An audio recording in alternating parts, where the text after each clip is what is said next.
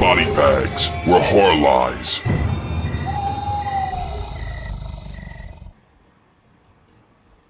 What's up, y'all? Dubbles at you again, another week on the Bodybags. Picked something a little different this week. I got a documentary, actually, released by Think Film and Stars Media. It is the 2006 release of Going to Pieces, The Rise and Fall of a Slasher Film. So yeah, this is a history rundown of the slasher film. Starts off, basically in the chronological order with the early stuff. So you got Peepin' Tom, of course, the infamous Psycho, which, influenced everything pretty much. They kind of jump around and skip around because they later mention Italian cinema, so they go back and mention Bava and that kind of stuff. But it ends up kind of breaking down each little subgenre and little era. Mostly, the main focus is from the late 70s to 86, 76 to 86, I believe, to be exact. But they do end up going to mention, Scream resurrecting the slasher genre, quote unquote. But there's still some good late 80s slashers and early 90s slashers that they didn't mention. So that'd be one of my few minor complaints with this one.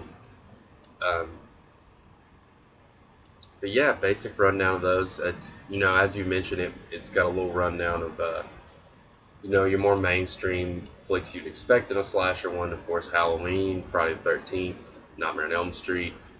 The main, iconic slasher guys. But it does mention some more obscure stuff. You got Maniac, Prowler. Something, it's more beloved, I think, by more hardcore horror fans and maybe not known by more casual horror fans. No offense to that. I mean, I'm a casual fan of a lot of things, so I'm just hardcore about horror, but I'm still learning stuff every day about that stuff. So, Don't Answer the Phone. There's a little bit more obscure stuff. Of course, Christmas Evil. So I do like the ones they did mention. So I still think they could have mentioned quite a few more. One of my all-time favorite, Killer Party. You could have tied some of the later 80s slashers and added them in, but no complaints overall. But the ones they did include. So interviews, of course, with guys you would expect too. You got Wes Craven, John Carpenter,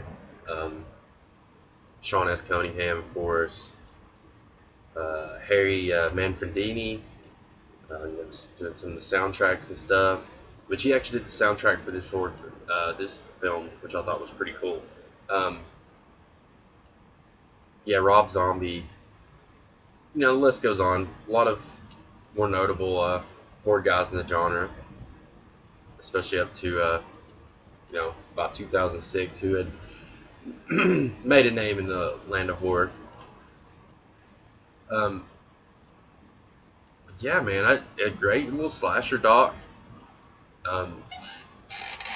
Just solid the whole way through. Fun watch. It comes in at a little over an hour and 20 minutes. So that'd be one of my my minor main complaints with this one. Kind of ties into my other complaint, which is could have delved more in depth this stuff, and I think it could have been longer, honestly. It could have been a solid 2 hours and still, I think, stayed fresh and interesting. It moves a little too fast. It jumps from a little section to section, but,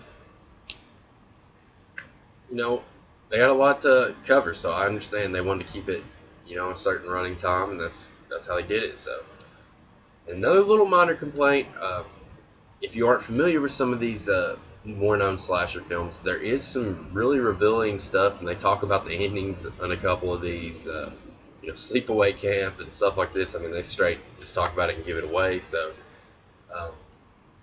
if there's a couple slashers mentioned on here that you're not that familiar with, you might want to skip that section, because I mean they're gonna spoil it. So, bags, I try to keep it spoiler free. So, But I didn't have a big problem because it's more notably, like I said, slasher. It's not super obscure stuff, so that they're spoiling on here. So no harm, no foul. Solid little slasher doc. If you're into horror documentaries or you're a fan of slasher films, definitely check it out. I'd give it a solid 8 out of 10. Highly suggest that one. So hell yeah. Until next week, y'all. Appreciate it as always. Peace.